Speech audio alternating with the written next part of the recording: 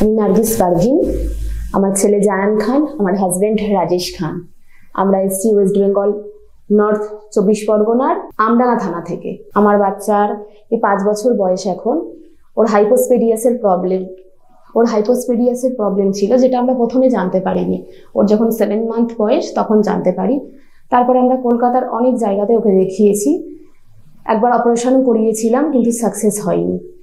তারপরে আমরা এতদিন অনেক কিছু সার্চ করেছি, কোনো কিছু জানতেও পারিনি। একদিন আমি ইউটিউবে দেখি ডক্টর আনন্দ কুমার নাগবানি স্যারের ভিডিও। আমি যেদিন ভিডিও দেখি সেই দিনই স্যারের সাথে এখানে যোগাযোগ করি। ওনারা আমাকে একটা ডেট দেন, আসি। এখানে আসার পর স্যারের সাথে কথা বলার পরে আমরা আশ্বস্ত হয়ে যাই যে এখানেই আমরা ছেলের অপারেশন করাবো। তারপরে আমরা বাচ্চাকে নিয়ে এসেছি, অপারেশন করিয়েছি। আমরা যেটা ভেবেছিলাম তার থেকে 1000 গুণ বেশি আমরা খুশি।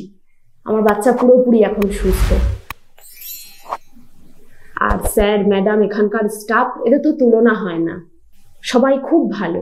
আর এখানকার হসপিটাল যেটা আমরা ছিলাম, এখানে মনে হয়নি আমরা এখানে হসপিটালে ছিলাম। পুরো বাড়ির মতো পরিবেশ এখানকার। আমার বাচ্চা আগে টয়লেট করতো এই জায়গাটা থেকে, কিন্তু অপারেশন করার পরে এখন এখান থেকে টয়লেট করছে।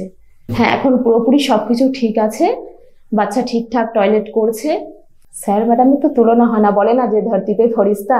তো আমাদের কাছে স্যার ম্যাডাম ওরকমই লেগেছে যে মানে যদি কারোর কোনো হাইপোস্পেডিয়াসের প্রবলেম থাকে, সে যেখানকারই হোক, আপনারা নির্দ্বিধায় একদম চোখ বন্ধ করে এখানে আসবেন।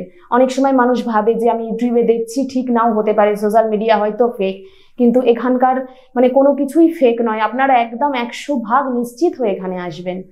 আমার ছেলে সুস্থ হয়ে গেছে, আমরা এবার কালকে বাড়ি যাচ্ছি, আমাদের ছুটি হয়ে গেছে।